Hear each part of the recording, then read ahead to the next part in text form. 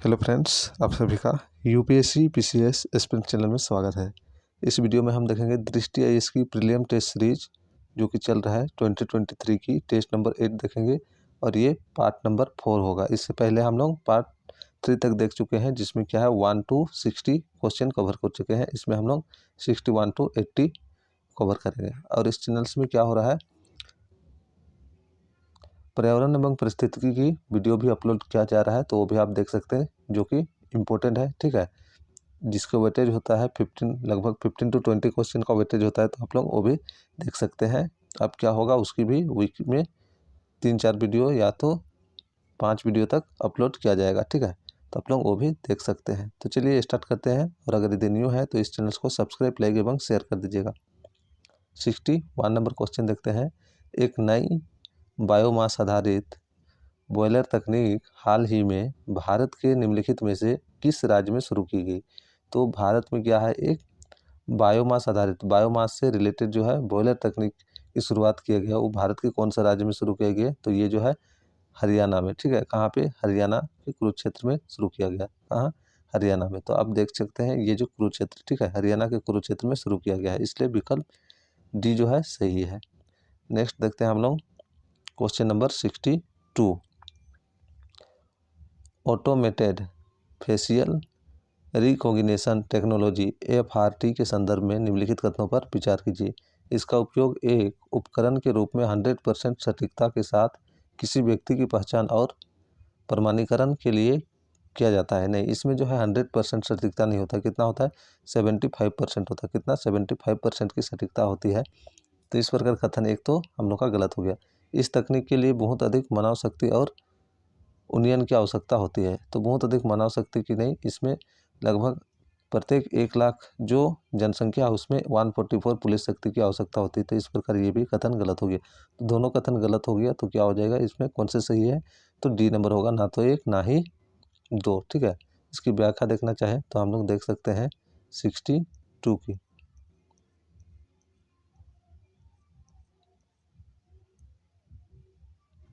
यहाँ पे देख सकते हैं फर्स्ट वाला। ठीक है, बाकी आप लोग ये पीडीएफ से पढ़ लीजिएगा। पीडीएफ टेलीग्राम में अपलोड किया जाता है, आप लोग टेलीग्राम ज्वाइन कर लीजिएगा। डिस्क्रिप्शन में उसका लिंक दिया हुआ रहता है। प्रमाणीकरण देख लीजिए। इस प्रमाणिकता एवं पहचान के सैटेलाइट उपयोग में 50% की योगदान होता है। ठीक है, सटीकता 50% होता है।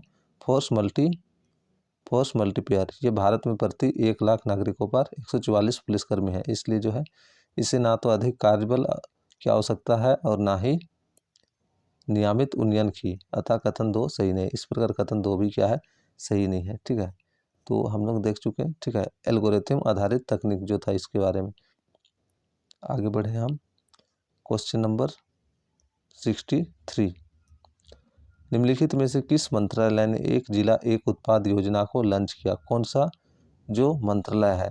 तो एक जिला एक उत्पाद का जो योजना लॉन्च किया, इसको खाद्य प्रसंस्करण उद्योग मंत्रालय। किसने स्टार्ट किया? खाद्य प्रसंस्करण उद्योग मंत्रालय ने स्टार्ट किया। आगे बढ़े, ये देख लीजिएगा पीडीएफ से। मध्यकालीन भारतीय इतिहास के संदर्भ में मणिग्रामन और नंदेशी पद निम्नलिखित में से किसके लिए प्रयोग किए जाते थे?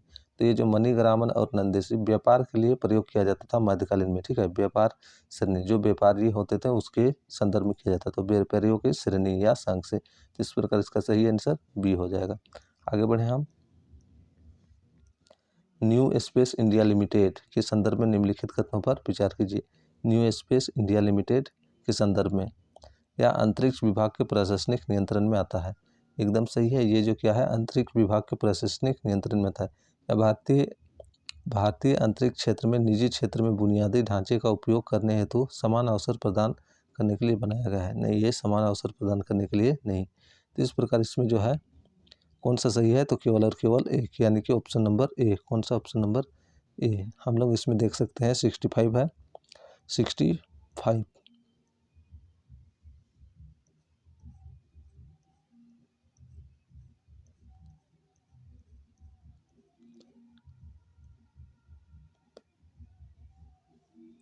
ये 65 देख लीजिए। New space India limited. ठीक है, NSIL भारत सरकार का एक केंद्रीय सार्वजनिक क्षेत्र का उद्यम है। इसकी स्थापना वर्ष 2019 में अंतरिक्ष विभाग के प्रशासनिक निकाय में हुई थी, अतः कथन एक क्या है, सही है। जबकि भारतीय राष्ट्रीय अंतरिक्ष संवर्धन और प्राधिकरण केंद्र INSpace भारतीय अंतरिक्ष क्षेत्र में निजी क्षेत्र में बुनियादी ढांचे का उपयोग करने हेतु समान अवसर प्रदान करने के लिए बनाया गया। तो किसमें, निजी क्षेत्र में, ठीक है, सार्वजनिक क्षेत्र में नहीं, निजी क्षेत्र में, इसलिए क्या होगा, कथन 2 हम लोग का गलत हो गया।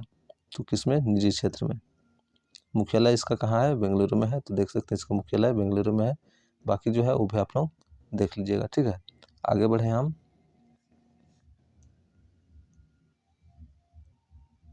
66 नंबर। तो ये देख सकते हैं 66 नंबर वायरस से रिलेटेड है। वायरस की विशेषताओं के संबंध में निम्नलिखित कथनों पर विचार कीजिए। वायरस के आनुवंशिकी सामग्री या DNA या RNA से बने होते हैं, लेकिन दोनों से मिलकर नहीं बने। तो ऐसे ही वायरस की जो आनुवंशिकी सामग्री होता है, या तो DNA से बना होगा या RNA से, लेकिन दोनों मिलके एक साथ दोनों मिलकर नहीं बना होता। तो ये सही है। वायरस में केंद्रक जीवद्रव्य और कोशिकांग का अभाव होता है, ये भी सही होता है। वायरस में जो है केंद्रक जीवद्रव्य और कोशिकांग ये नहीं होता है, तो ये सही है, ठीक है। उसके पास स्वयं की एंजाइम प्रणाली का अभाव होता है, उसके पास जो होता है स्वयं की एंजाइम प्रणाली नहीं होता है, तो इस प्रकार ये भी अभाव होता है। उपयुक्त कथनों में से कौन सा सही है, तो तीनों सही है, इसलिए डी नंबर सही हो जाएगा। 1, 2 और 3। इसकी व्याख्या आप लोग देखना चाहे तो ये देख सकते हैं, ठीक है। आप लोग पढ़ लीजिएगा इसकी व्याख्या, आगे इधर कुछ व्याख्या है, ठीक है, तो ये आप लोग पढ़ लीजिएगा, पढ़ना। आगे बढ़े हम 67 नंबर।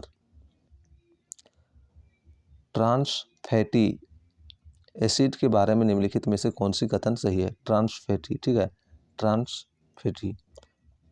ट्रांस वसा का उत्पादन केवल कृत्रिम विधियों के माध्यम से ही किया जा सकता है, नहीं, कृत्रिम माध्यम से मैक्सिमम किया जा सकता है, लेकिन प्राकृतिक रूप से भी कुछ मात्रा में मिलता है, इसलिए गलत हो गया, क्योंकि अधिकतर जो है कृत्रिम माध्यम से ही बनाया जाता है। लेकिन ट्रांस फैटी एसिड क्या है, ये जो है वसा से बना हुआ जो सबसे अधिक हानिकारक होता है, ठीक है।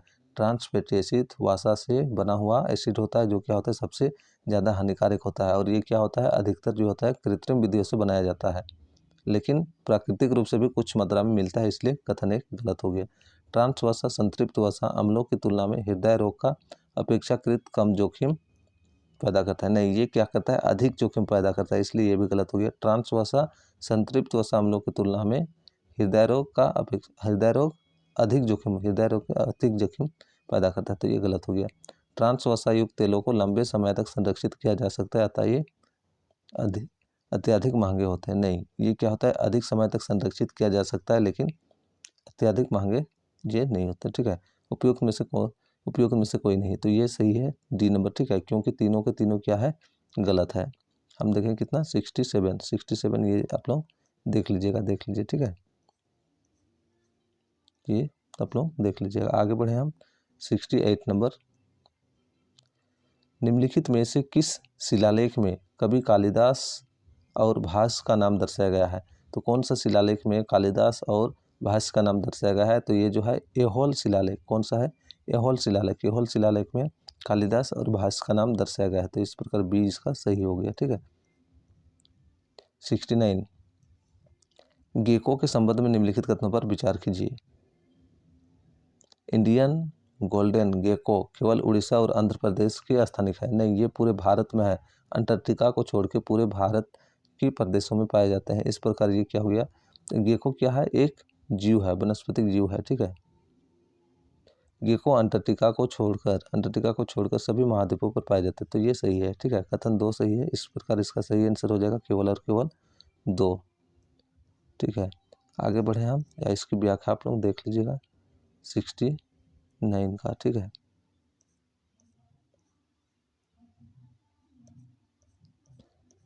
तो ये थोड़ा सा देख लीजिए, गेको, ठीक है, ये क्या, गेको जीव की सरीसृप श्रेणी के अंतर्गत है। सरीसृप किसको बोलते हैं, जो जल और स्थल दोनों जगह सरीसृप श्रेणी के अंतर्गत आते हैं, और अंटार्कटिका को छोड़कर सभी महाद्वीपों में पाई जाती है। तो गेको क्या है, सरीसृप जीव है।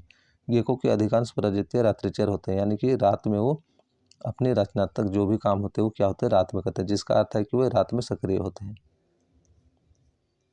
तो ये लोग आप लोग देख लीजिएगा पूरा, ठीक है। 69 आगे बढ़े हम, क्वेश्चन नंबर 70 देखें।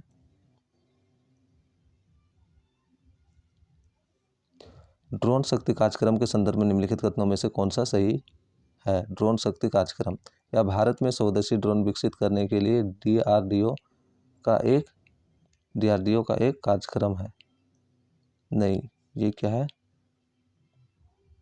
डीआरडीओ का कार्यक्रम नहीं है, ठीक है। या औद्योगिक प्रशिक्षण संस्थान आईआईटी होना चाहिए यहाँ पे, प्रशिक्षण संस्थान में ड्रोन स्टार्टअप और कौशल को बढ़ावा देने के लिए केंद्र सरकार द्वारा केंद्र सरकार की एक योजना है। तो ये सही है, कौन सा? बी नंबर, ठीक है। क्या हो जाएगा? बी, ड्रोन शक्ति कार्यक्रम, ठीक है। या औद्योगिक प्रशिक्षण संस्थानों में ड्रोन स्टार्टअप और कौशल को बढ़ावा देने के लिए एक केंद्र सरकार की योजना है। किसकी है? केंद्र सरकार की योजना है। ये देख सकते हैं, ठीक है। आईटीआई इसमें स्टार्टअप स्किलिंग के माध्यम से ड्रोन को बढ़ावा देने पर जोर दिया जा रहा है। तो ये भी आप लोग पूरा इसकी पढ़ लीजिएगा। आगे बढ़े हम 71, निम्नलिखित युग्मों पर विचार कीजिए। राजा या शासक और इधर दिया है वंश। महेंद्रपाल प्रतिहार, ये सही है। महेंद्रपाल जो है प्रतिवर्ष क्या है? महेंद्रपाल प्रतिहार वंश थे जो इसकी स्थापना किए थे, ठीक है, संस्थापक। भोज जो है क्या है? प्रतिहार वंश ही है, पाल वंश नहीं। भोज क्या है? प्रतिहार वंश से है, जो क्या है? वास्तविक संस्थापक है, यानी कि इन्होंने एक महान राजा हुआ और वास्तविक संस्थापक के रूप में भोज को जाना जाता है, प्रतिहार वंश की, इसलिए गलत हो गया। गोविंद तृतीय राष्ट्रकूट, ये सही है। गोविंद तृतीय राष्ट्रकूट वंश की है, तो ये भी सही है। ध्रुव परमार, ध्रुव क्या है? परमार बोला जा रहा है, तो परमार वंश का नहीं। ध्रुव कौन सा है? राष्ट्रकूट वंश का एक महान राजा हुए थे, ठीक है, महान शासक थे। इस प्रकार ये भी गलत हो गया। तो केवल 1 और 3 सही है। उपयुक्त में से कितने सुमेलित है? तो 2, ठीक है, केवल और केवल 2। तो ऑप्शन नंबर बी इसकी सही हो गया। आगे देखें 72। तो 72 क्या है हम लोग का? भारत का पहला लिक्विड मिरर टेलीस्कोप हाल ही में निम्नलिखित में से किस स्थान पर स्थापित किया गया? तो ये नैनीताल, ठीक है, उत्तराखंड के कहाँ पे? नैनीताल पे किया गया, ठीक है।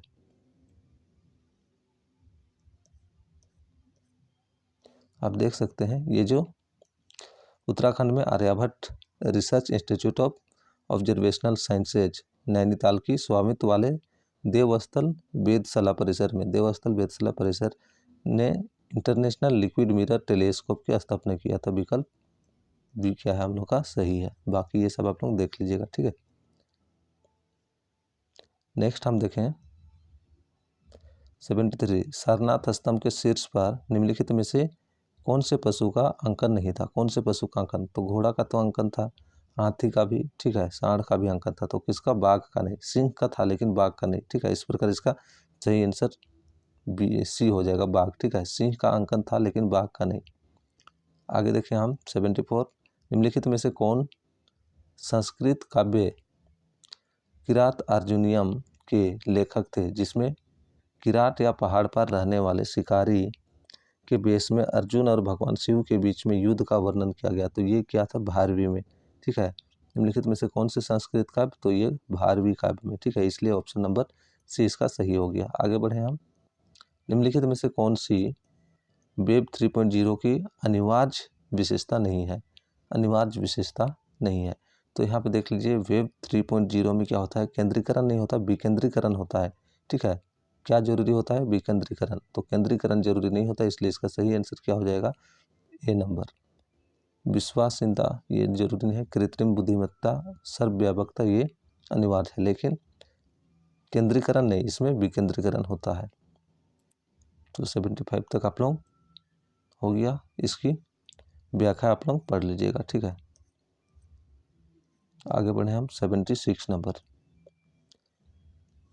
निम्नलिखित युग्मों पर विचार कीजिए। नित्य परंपरा का प्रकार और इधर लोकप्रिय राज्य, कौन सा राज्य में ये जो नृत्य होता है? पक्ति बेसालू तेलंगाना में, ये सही है। पक्ति बेसालू तेलंगाना में होता है। बूटाकोला कर्नाटक में होता है, ये भी सही है। थेयम तमिलनाडु, थेयम जो होता है तमिलनाडु नहीं, कर्नाटक में होता है, नहीं केरल में होता है। कहाँ पे होता है? केरल में होता है। थेयम कहाँ होता है? केरल में होता है।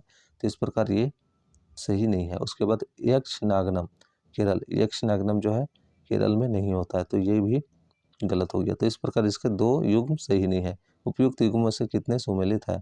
तो केवल और केवल 2, ठीक है। कितने? 2 युग्म सुमेलित है। 77 निम्नलिखित कथनों पर विचार कीजिए। फरीद उद दीन गज ए सकर के कुछ छंदों का उल्लेख सिखों के पवित्र ग्रंथ आदि ग्रंथ में मिलता है। एकदम सही है। फरीद उद दीन गज ए सकर के कुछ जो छंद है उसका उल्लेख सिख के पवित्र ग्रंथ, ठीक है, आदि ग्रंथ में मिलता है, तो ये सही है। निजामुद्दीन औलिया ने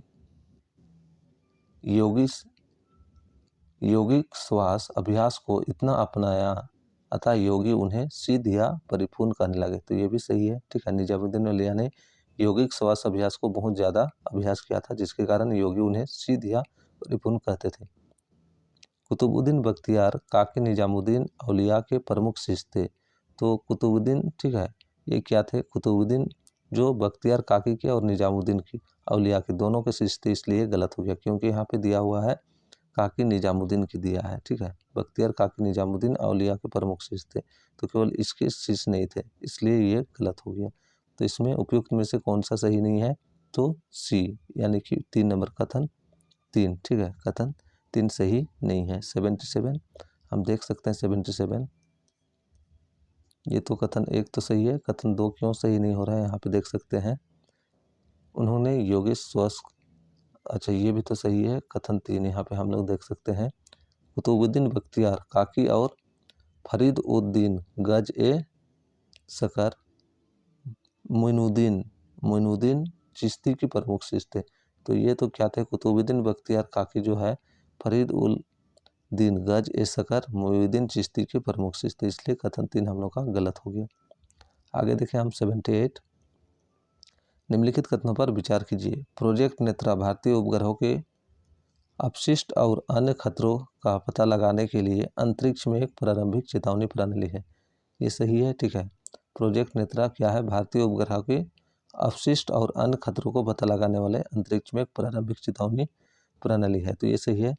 कथन 2 इसे DRDO द्वारा विज्ञान एवं प्रौद्योगिकी विकास के सहयोग से विकसित किया, तो इसे DRDO ने नहीं, इसरो ने विकसित किया, इसलिए कथन 2 गलत हो गया। तो उपयुक्त में से कौन सा सही नहीं है? तो केवल और केवल 2, ठीक है। नेक्स्ट देखें हम 79 नंबर। निम्नलिखित युग्मों पर विचार कीजिए। रचना या सूत्र और विशेषताएं।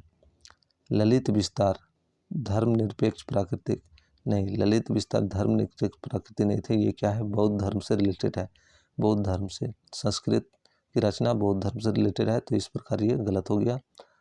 अंगुत्तर निकाय आजीवकों की आलोचना, तो ये सही है। भगवती सूत्र ब्राह्मणवादी रचना, नहीं, ये जैन से रिलेटेड है, क्या है? जैन रचना है, तो ये भी क्या हो गया?